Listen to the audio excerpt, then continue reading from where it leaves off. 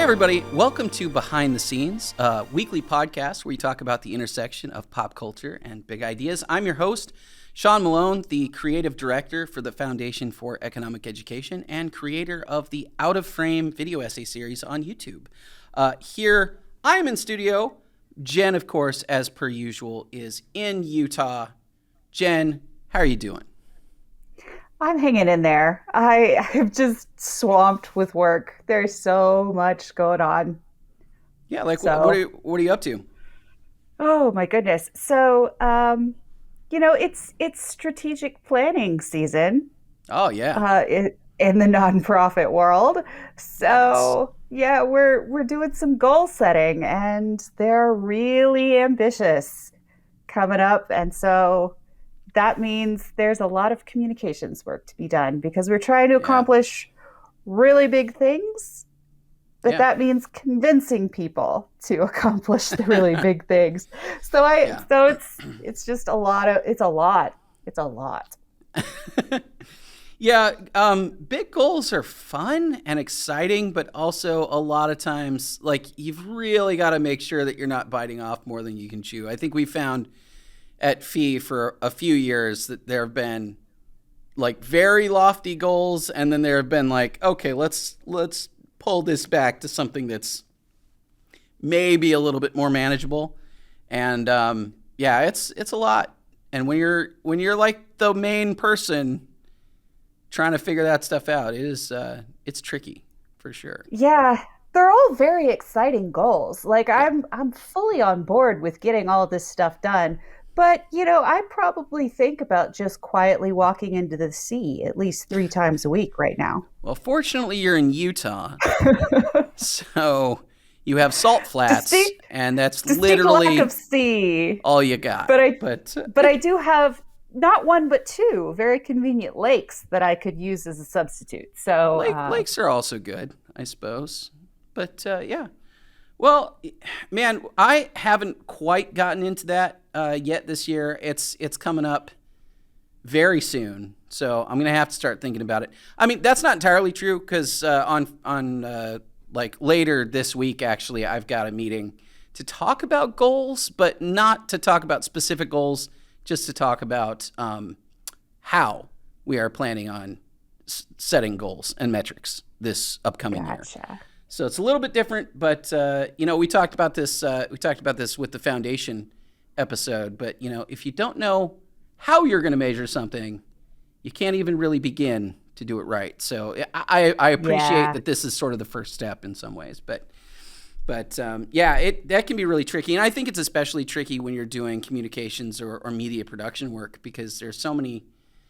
There's a lot of variables outside of your control, and there are a lot of things that are sort of at odds with each other. Like you want to do the best quality stuff you can do.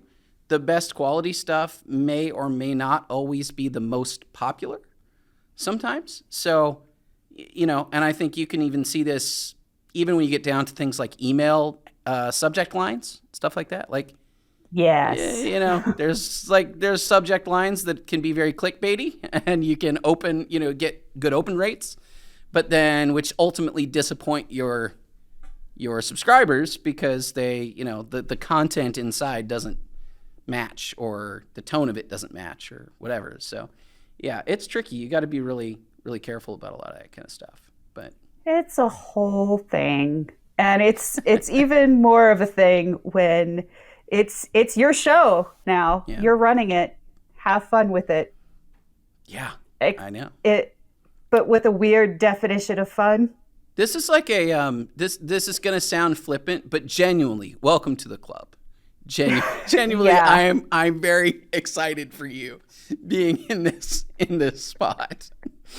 But Ah, yeah, you know what? Actually, this is an okay segue because I figured we might chat for a little bit more before we get into the meat of the episode. But we're gonna be talking about a movie today. I teased this a little bit last week, but like we're gonna be talking about a really good drama today that dropped on Netflix a few weeks ago, around unsurprisingly around 9/11, called Worth, which is about the true story, mostly true story, of Ken Feinberg, who was the United States Special Master appointed to administer 9/11 victim compensation funds.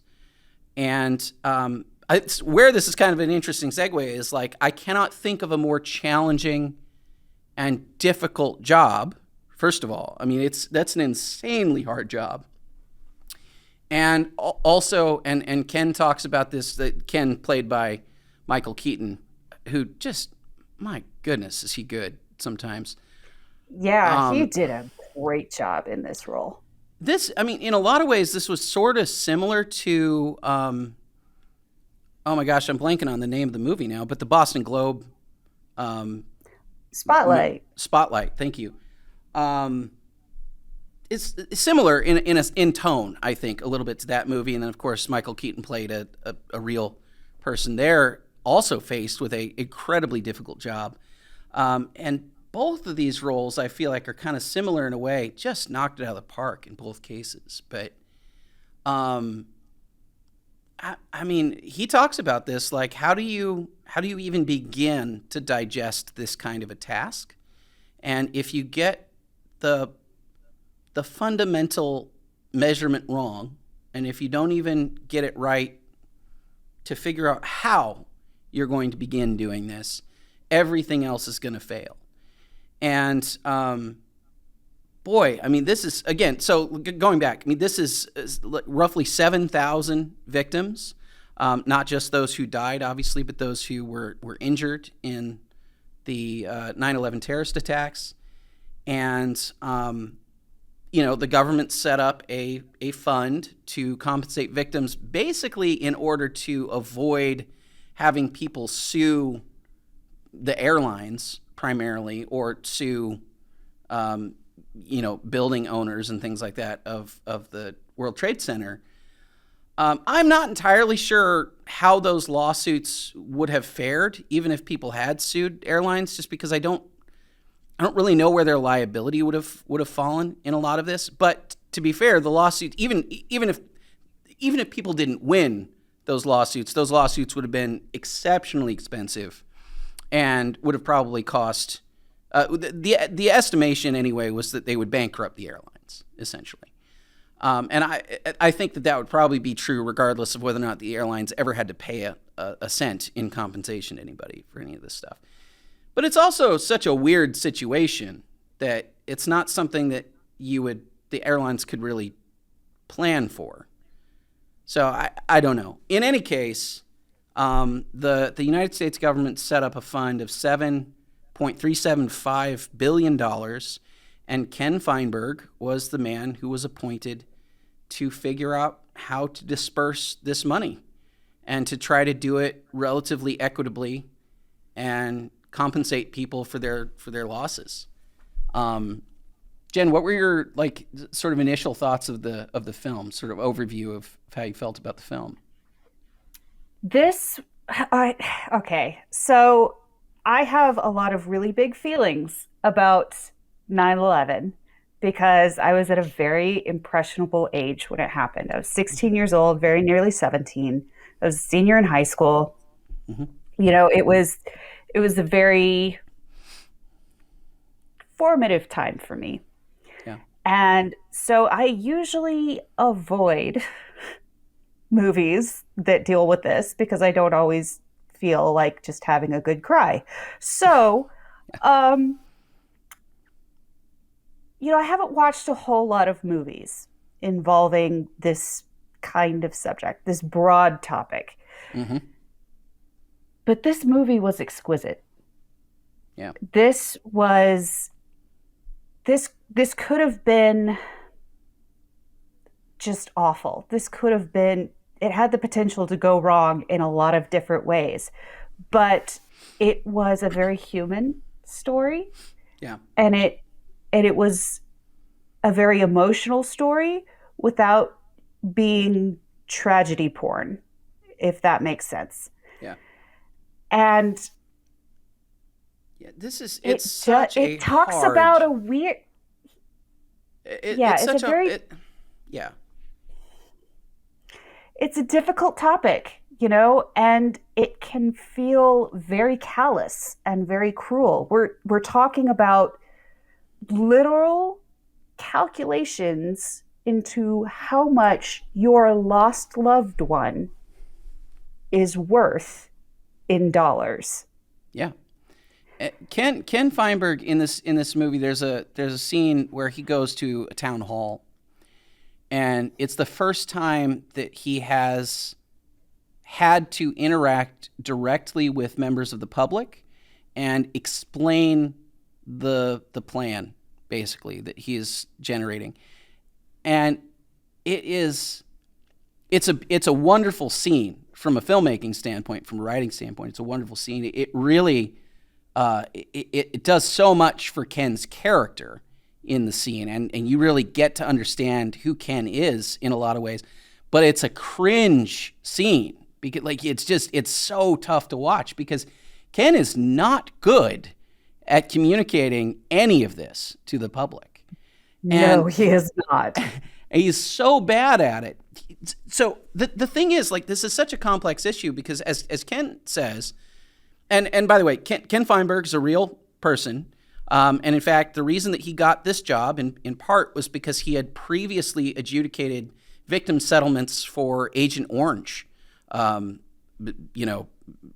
disease and injury, and actually a whole bunch of other stuff prior to that are really very similarly very difficult kinds of challenging, compensation funds and things like that. So he was very experienced in this. And in fact, when we meet him in the movie, he's teaching a class on how to figure out what compensation is appropriate for different people.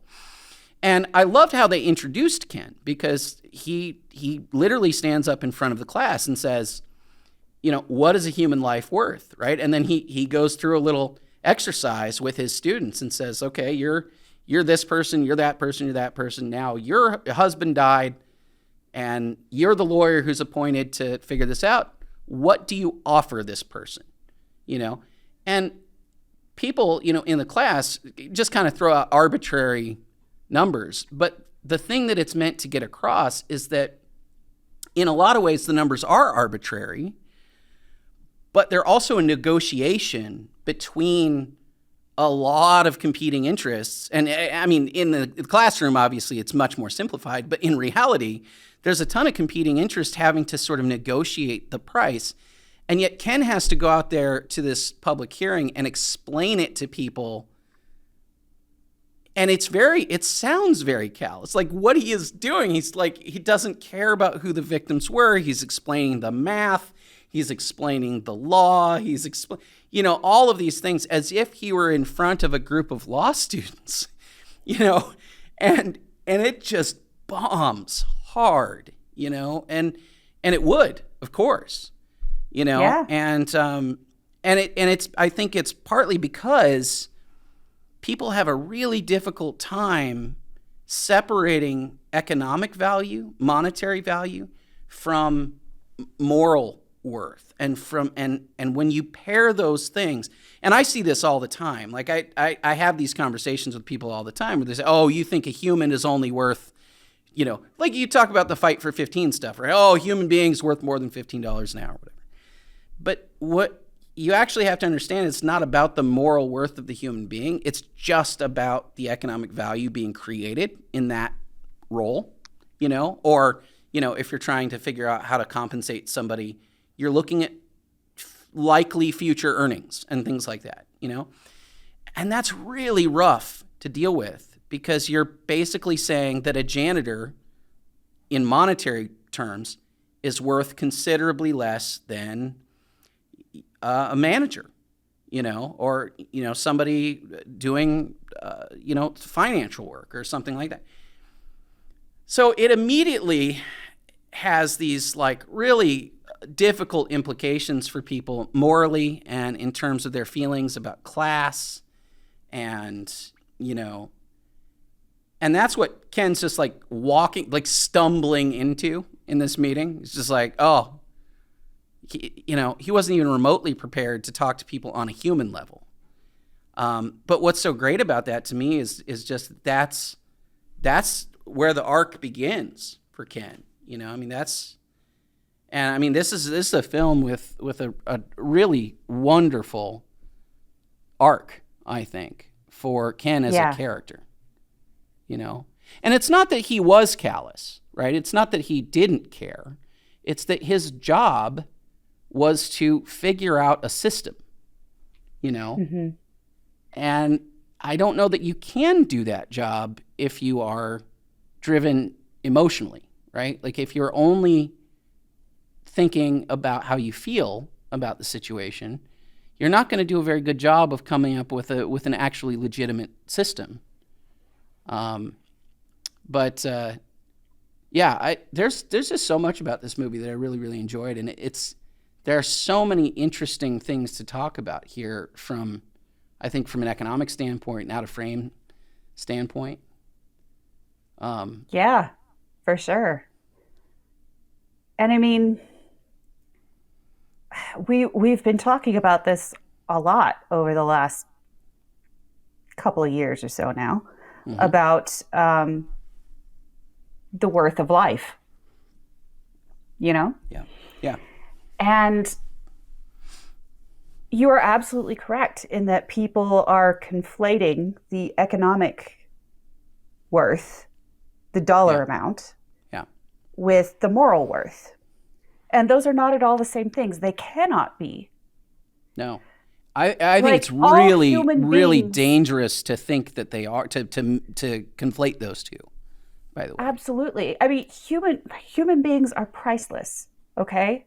Yeah. That is our most precious and our most abundant natural resource, okay? And you can't really put a number on that. What you can put a number on is what their labor is worth, Mm-hmm. and the value that they have created up until that point. Yeah. And then obviously there are actuarial tables that deal with how to identify possible future value in those same terms. Exactly. Right. Like, insurance companies do this all the time. They have to. Yeah, that's their business. Yeah. And so that is the big mistake that people make when we talk about what is a human life worth. Morally, you can't put a number on that. But economically, yeah, you can. And this is what it is. Yeah. And I think what's interesting to me a little bit about some of that is that, like, I think it's a bad idea to conflate those two ideas, the moral and the economic value, right? I think it's bad to conflate that. I don't know if this is exactly fair to say. It's not exactly fair to create a binary situation here, but like on both sides for me. And what I mean by that is, like, if you are somebody who, like a Ken Feinberg, right? And you only see the dollars, Actually, let me take that back. I feel bad for saying that about Ken Feinberg because I don't think he thought that way. But I'll say, if you're somebody who only sees people in terms of their dollar value, right? Then their dollar value, that is going to lead you to utilitarian conclusions. This is sort of more of like a Pete Singer problem, right? Where you end up with like conclusions about morality that you shouldn't make, right? Which is like, Absolutely. well, your life is only worth $40,000 and this person's life is worth $10 million. And therefore I should, as a doctor or whatever, go save this person before I go save that person or whatever. Or I should, not care that this person died. Or if we're making decisions like end of life decisions about somebody, which one of these will, and the problem is there are utilitarian arguments, again, calling out Peter Singer for some of this stuff. Peter Singer, for those who don't know, is an Australian bioethicist and moral philosopher, but he's a utilitarian. And one of the things that he's talked about over many, many years, decades, is like and it's a really grotesque thing, but when you put the state in charge of a lot of this stuff, you end up giving people like Peter Singer the power to say, like, oh, we're going to give healthcare to this person or that person or this person or that person, but we can't do everybody because we live in a world of scarcity and finite resources. So, if you allow the utilitarian to say, they'll just put a number on somebody and say, well, you're worth it, you're not worth it, you're worth more, you're worth less. And if you do that based on a dollar amount, like, that is a really grotesque way to look at human life. On the other hand, though, I think there are people on the other side that only see the moral worth and don't even understand how, like, they will conflate that with the dollar value. And they'll say, well, if that person should get a $2 million payout, I should get a $2 million. And you're like, that's not right either, weirdly for the same reason.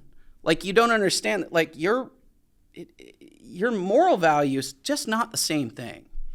And if you start conflating those two, like, you're going to be either very draconian or very confused and disappointed and angry all the time.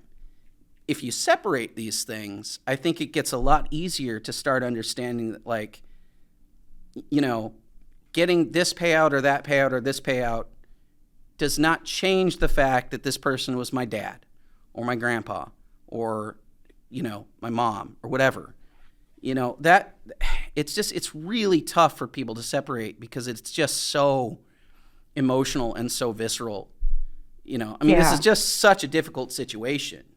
Like, I'm not saying this in a bad, like, I understand it. I don't blame anybody for struggling with it. It's just, it's something that, like, I wish more adults in general were better at understanding, because, Absolutely. and especially if they kind of develop that understanding in a more rational capacity prior to something horrible happening, right? Like, Yeah. If you go into a situation not having really thought this through, it's all emotion at that point. And it can be very, very difficult to get yourself around that, And there are characters in the story that deal with this, like the firefighter's wife, just doesn't even want to take the money. She thinks the money is gross. And then at that point, she thinks it's an insult to her late husband. I understand that, but at the same time, the money that she would be getting is exactly what would, again, it's never going to make up for the loss of her husband, but it will make it possible for her to continue living and supporting her children, right? So, Yeah. You've got to separate these ideas. Like, it doesn't make your husband worth less than somebody else to accept that payout, right? Yeah. And that is something that they state outright in this movie, that getting compensation for someone's injury or death is not about bringing them back or even making anything whole. Yeah. It is about putting food on the table. It's about keeping a roof over your kids' heads. Yeah. That you may not be able to do without this compensation. And I believe me, I understand that the loss of a loved one is an emotionally ravaging experience. Yeah.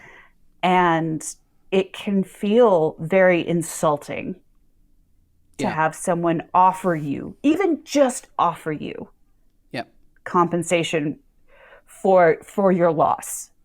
Well, and there's when layers they say to that, for your right? loss, they're talking about your financial loss, the money that they were bringing in, the bills that their loss has incurred, not the loss of a piece of your heart. Yeah, but we can't. Those are two very different things. But the language doesn't even separate those things, right? No. So it's so difficult. Well, and then we come back to English is a garbage language. But we do. There's not a lot of subtlety there, because you can't go for your loss. No, what I mean is for your income loss, right? You could. That'd be weird. But the the challenge, of course, with this. Let me actually. I was going to say something else, but let's get to the movie itself. So the meat of the movie is really Ken wrestling with his own conscience in a lot of ways, and his conscience is largely given voice by Stanley Tucci's character Charles Wolff. And Charles Wolff, also a real person. Jen and I kind of looked at some of this stuff prior to doing the show, and Charles Wolff ended up becoming an activist on behalf of the families who would have been affected by this victim compensation fund, and he found that he argued that the compensation was not enough, and that it was not factoring in a lot of aspects of individual cases that were relevant. And so a lot of the movie is about Ken sort of battling the inner bureaucrat in a way, where he is, on the one hand, he has created a formula for determining payouts and determining compensation value for individuals. On the other hand, there are a lot of cases that do not fit in the formula that well, and this is true of everything in life, right? I mean, there's always, like, government is just brilliant at creating one-size-fits-all rules that, in fact, don't really fit anybody particularly well. And bureaucracies, I think, are inherently prone to creating situations where the bureaucrats themselves, the people managing and overseeing the execution of that bureaucracy, see the world in rules and in the letter of the law, and not so much in the spirit of the law. And so they're sort of, part of this, I think, is that people are often not empowered to make exceptions to rules, and they're not really empowered to sort of figure out how a rule, like the spirit of a rule, should be applied more than the literal aspect. And this is where you get, we're dealing with this right now in a lot of ways, because we're still trying to get, my mother-in-law is still trying to get medical records from my father-in-law, who died in February. And she has been waiting for state governments to basically release medical records. All they need to do is do a little bit of paperwork. And everything is so backed up that it's been months and months and months that they haven't been able to acknowledge the death certificate that was sent in, or acknowledge that she is next of kin, and therefore she is unable to get medical records. We are then therefore completely held up on a bunch of other stuff that we're trying to do. And all of this stuff is just bureaucratic junk, right? But every time anybody would call, whatever agency, you do what everybody has experienced a million times, which is you get on the phone with somebody who's not been empowered to really do anything and who doesn't really know anything about the system, and all you get is just a recitation of the rules, right? Well, we need to have this form filled out before we can do this thing, and and it's like, okay, but I sent in the form 6 months ago, and it's not arrived yet, and therefore I can't. Well, could you go check? No, that's not part of our process. And it just becomes so inhumane, because it's just about, these are the rules. And Ken Feinberg, of course, has to make rules. Like, there's no way to adjudicate this kind of situation without setting standards and a clear rubric for what compensation goes to which kinds of people.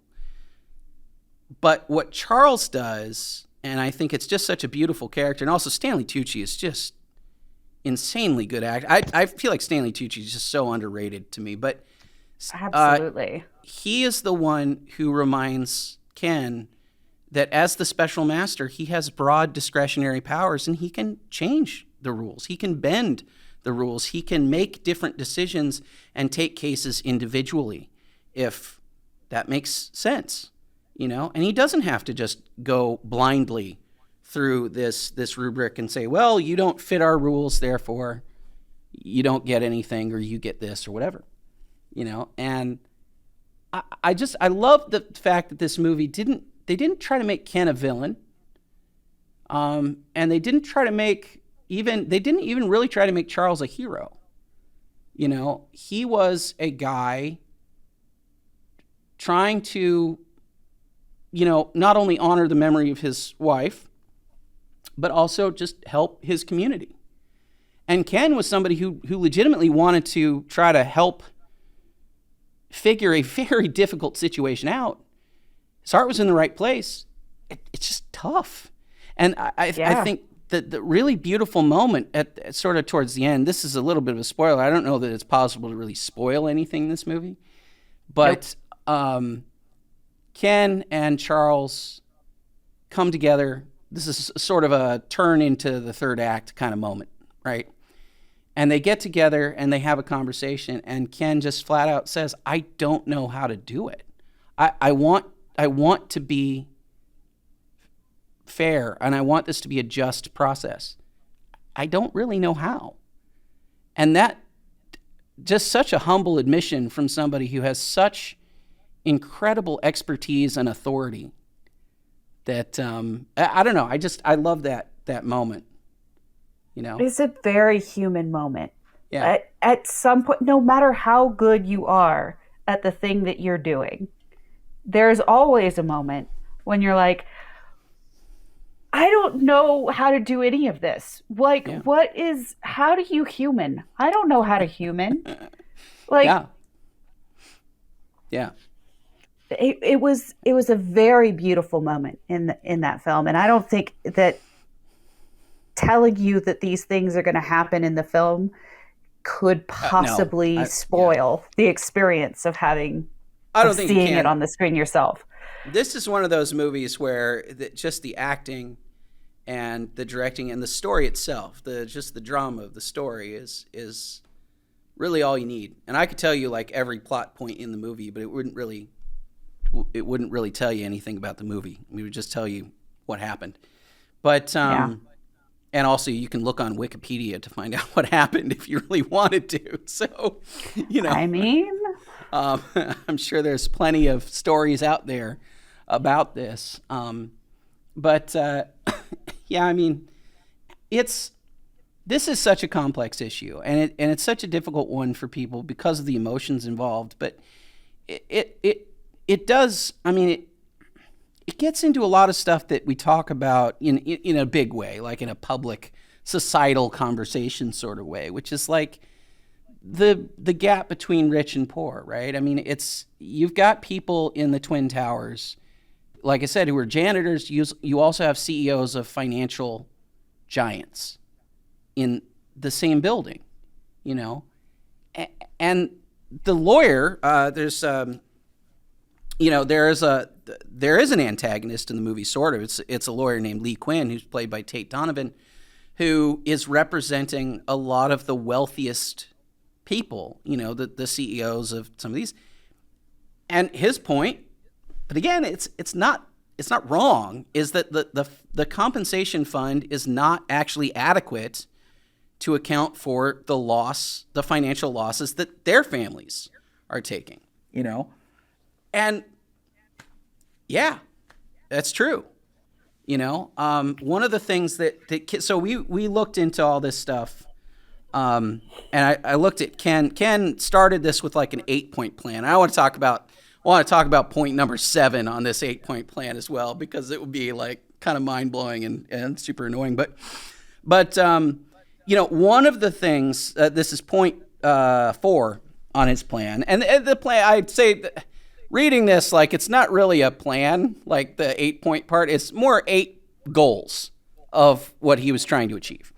And goal number 4 is that the value of informed discretion, I'm quoting this, the value of informed discretion in compensating claimants under the formula of keeping compensation under the rule of thumb that 85% of the money should not go to 15% of the richest claimant families, by narrowing the gap between the largest and smallest compensation paid to the claimant. So his goal was not to have all of there was $7 billion dispersed through this fund, and he didn't want, six of that $7 billion to go to, 10%, 15% of the people. I think on something like that makes sense, for this kind of a situation. Because if you did that, then you would have had a whole bunch of people whose, husbands, fathers, brothers, mothers, daughters, whatever, died. And, you were dealing with all of these issues, and you would get $1,000, and that wouldn't be very, very just for anybody in that context. And the other thing too is, I find it hard to imagine that any of the people who are on the wealthier end of all this didn't have life insurance and everything else. So, I'm still struggling a little bit to see some of the lawsuits, see how some of the lawsuits would have played out, because I just don't really get that. But in any case, it turns out that in dispersing the money, $7 billion of the $7.375 billion went to 97% of the people who participated in the fund. So that's, well over the target, which is pretty great for what they were trying to do. Now, I do want to bring up point number 7, because, my gosh, if there's any way you could demonstrate how garbage politicians are, there are literally only 8 goals associated with this plan, 8 total. One of those goals is, quote, the support of Senator Edward Kennedy would be recognized throughout the process. One out of 8, 1/8 of the goals of this plan is grandstanding for Ted Kennedy. That's astounding to me. Like, what is this? I have so little respect for Ted Kennedy, just as a human being in general. Like, and this was before I found out about point 7 here. Oh my God. And then now, just, I don't want to live on this planet anymore. This is a political exercise, period, right? Like, this is a governmentally paid. This is coming from taxpayers. How garbage do you have to be as a person to, like, make sure that the Victim Compensation Fund announces your magnanimity to, like, constantly to every. Oh my gosh! I mean, there's a, like, I find it crass and kind of gross to have, like, bridges and streets and all that kind of buildings, whatever, named after politicians. But, like, this is like a whole other tier. Yeah, that's like, we're going to have to invent words to describe how horrible this is. Like, I cannot even imagine. Yeah. Like, how full of myself I would need to be in order to make sure that a victims compensation fund that I literally had no part in giving my actual personal dollars to thanked me every time they gave someone money. Yeah. Like, it's just so gross. It is I can't. So gross. Anyway, let me go through, because I've got this up. I want to go through a couple other things. Ken Feinberg has just an insane career to me. So he was the court-appointed special settlement master for Agent Orange, like I said before, but also for asbestos cases.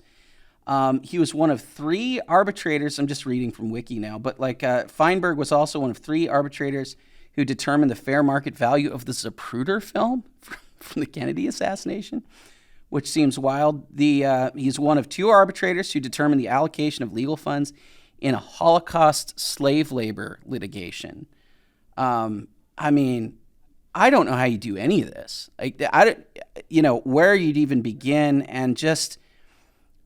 I have to hand it to him to some extent, because he's taking cases that there is no way that he can't come away without just being utterly villainized by every single person who's involved. You can't make anyone happy, right? And there's a line in this film where he said, like, basically, the goal of this is for everybody to walk away happy enough that they're, or like unhappy enough, essentially, that they're willing to walk away. That's it. Like that's the best that we're going to get is we're all happy enough to walk away. And that means that nobody is really happy. And that's the way that mediation and arbitration of these kinds of things is always going to work, right? Nobody's going to get everything that they actually want. And, you're talking about really contentious issues. Really, he was the one who was, I guess it said, yeah, I think he actually did this. He ran the $20 billion fund to pay claims for the BP oil spill. He was hired to handle settlements for the Aurora movie theater shooting in Aurora, Colorado, the Sandy Hook shoot. I mean, there's all kinds of stuff here. I mean, like, he's taking cases that are just hot. They're as hot as you could get. I mean, you could not get more contentious, and more difficult than a lot of these things. It's just super impressive to me. And yeah, I don't know. I was really glad. I mean, this is a story that I really didn't know much about or anything about. I mean, obviously I remember that there was a victims fund, but I didn't really give much thought into how that came together, Yeah, for sure. But, and this is incredibly distasteful work, Yeah. Yeah. And nobody likes you afterwards, but these are the kinds of things that make civilization work. It's full of distasteful jobs that nobody is really going to thank you for, but if they don't get done, then it's a disaster. Yeah. Yeah. So Ken has a book called What is Life Worth? And I think that's what this movie was largely based off of, because it was about his accounting of the story of the 9/11 Victims Compensation Fund.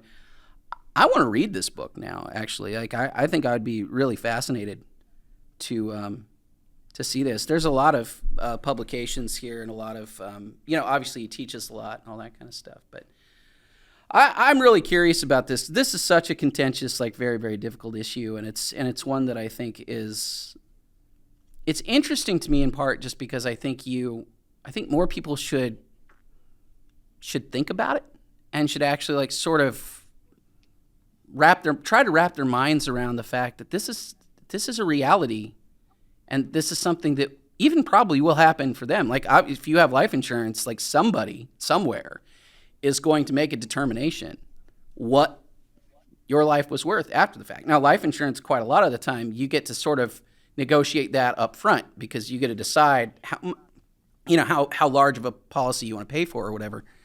But boy, if you ever get injured, if you ever get, if somebody becomes the victim of negligent, hospital malpractice or something like that, these are issues you're going to have to think about. And it's better, I think, in general, to think about them now before anything like that happens than after.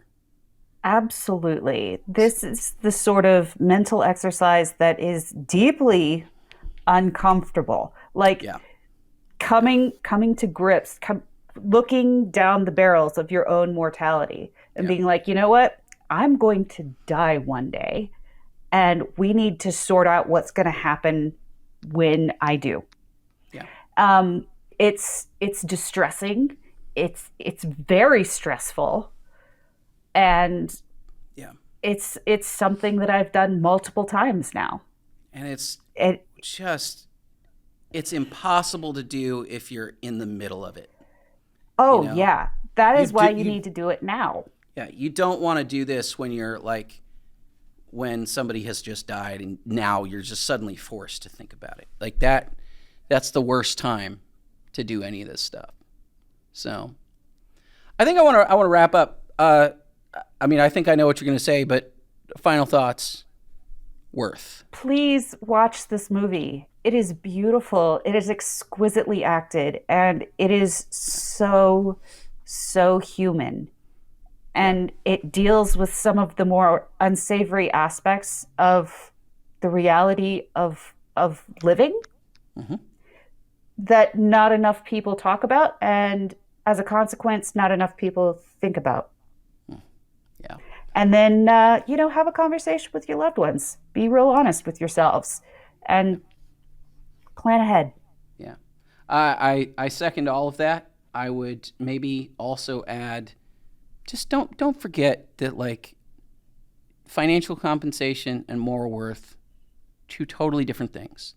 You do not have to equate those, and in fact, it is very good if you don't. So Exactly. yeah, I think we'll leave it there. For everybody who is a subscriber to the show on Patreon or Subscribestar, which is patreon.com/outoframeshow or subscribestar.com/outoframeshow, stick around. We've got a very related audience question that I want to talk about, and Jen and I will continue on in the bonus section. For everybody else, please do consider supporting the show on one of those two platforms. Also, definitely, if you haven't subscribed to these channels, subscribe to the podcast, to the YouTube show, check out all of our social media, and also do yourself a favor and join the email list. We write unique content for that every week. Jen, Paul, and I make recommendations. You won't miss an episode of either the podcast or Out of Frame. And I think the email list adds a lot of value. So check out the links to that in the description box below, or in the podcast fields here. But thank you so much for listening. We'll see you next time.